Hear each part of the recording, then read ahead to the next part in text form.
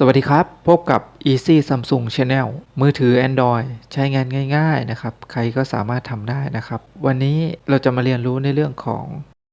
Wi-Fi Hotspot นะครับวิธีแชร์ Wi-Fi จากมือถือหรือแชร์อินเทอร์เน็ตมือถือนั่นเองนะครับว่ามันมีวิธีการ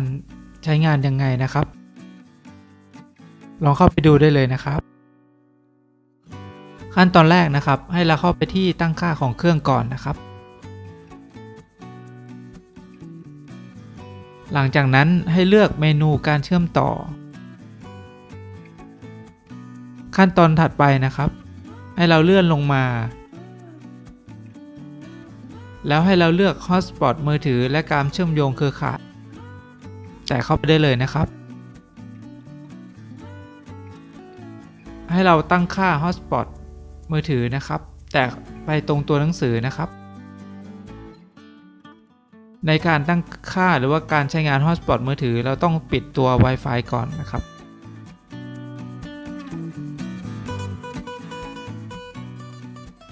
ขั้นตอนต่อไปนะครับเราจะเห็นว่าตัว Hotspot เราชื่อ Android นะครับ5342นะครับในตอนนี้เราสามารถที่จะเปลี่ยนชื่อเครือข่ายของเราได้นะครับตั้งชื่อตามที่เราต้องการได้เลยนะครับขั้นตอนต่อไปก็กดบันทึก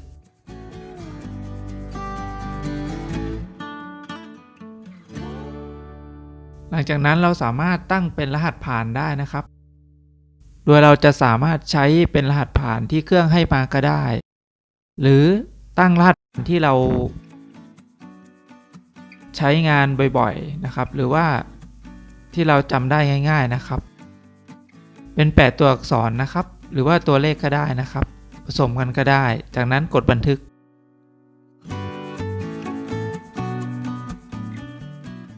แค่นี้เราก็สามารถตั้งค่าตัว Hotspot เรียบร้อยแล้วนะครับ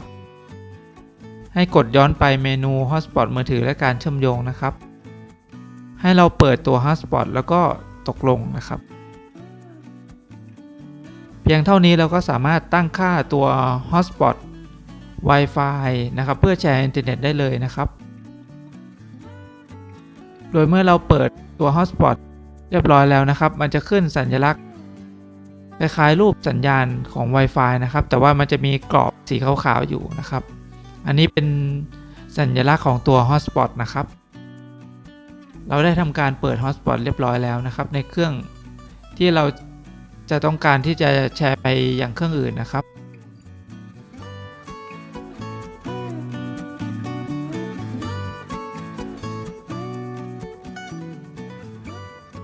หลังจากนั้นเราก็นำเครื่องที่ต้องการที่จะรับตัวอินเทอร์เน็ตนะครับให้เข้าที่ตัวตั้งค่าของเครื่องนะครับจากนั้นเลือกการเชื่อมต่อแล้วไปที่ตัว Wi-Fi นะครับจากนั้นเนี่ยให้เราเลือกตัว Hotspot นะครับตัว Wi-Fi ที่เราตั้งไว้เมื่อกี้นะครับขั้นตอนต่อไปให้ใส่รหัสผ่านนะครับที่เราได้ตั้งไว้ให้ครบ8ตัวนะครับที่เราตั้งไว้ในเครื่องแรกขั้นตอนต่อไปให้กดเชื่อมต่อนะครับ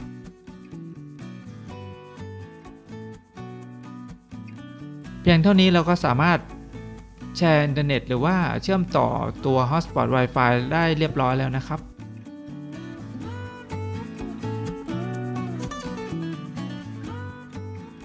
เราก็สามารถแชร์อินเทอร์เน็ตจากตัวเครื่องแรกได้นะครับไม่ว่าเราจะใช้งานต่างๆเล่นเกมนะครับเล่น Line Facebook โซเชียลต่างๆหรือว่าดู YouTube ก็สามารถทำได้เช่นกันนะครับเพียงเท่านี้เราก็สามารถแชร์ตัว Hotspot นะครับให้เครื่องหลายๆเครื่องของเราได้นะครับการแชร์อินเทอร์เน็ตนะครับหรือว่า Wi-Fi Hotspot นะเป็นอีกวิธีหนึ่งนะครับที่ช่วยให้ท่านใช้งานอินเทอร์เน็ตได้อย่างคุ้มค่าแล้วก็ประหยัดเงินในกระเป๋าด้วยนะครับวิธีปิดการใช้งานตัว Hotspot มือถือนะครับก็สามารถทำได้ง่ายๆนะครับโดยการเลื่อนเมนูลัดด้านบนลงมานะครับ แล้วก็เลือกตัว Hotspot มือถือนะครับเพียงเท่านี้เราก็สามารถปิดตัว Hotspot มือถือได้แล้วนะครับแต่ถ้าเกิดว่าครั้งต่อไปเราต้องการที่จะใช้งานตัว Hotspot มือถือนะครับก็ทำวิธีเดิมเช่นกันนะครับโดยเลื่อนตัว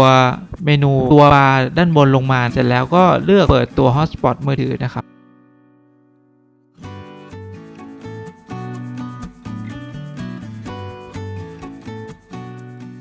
ในโทรศัพท์เราก็จะมีสัญลักษณ์เดิมขึ้นมานะครับคือ Wi-Fi แล้วก็มีสีขาวขึ้นมาเพียงแค่นี้เราก็สามารถใช้งานตัว Wi-Fi Hotspot ได้แล้วนะ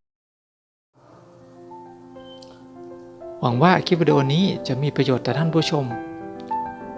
คุณสามารถกดติดตามคลิปวิดีโอใหม่ๆได้ง่ายๆทางช่อง Easy Samsung เพียงแค่คุณกดติดตามหรือกด Subscribe แล้วอย่าลืมกดกระดิ่งด้วยนะครับคุณจะได้ไม่พลาดคลิปวิดีโอใหม่ๆจากทางช่อง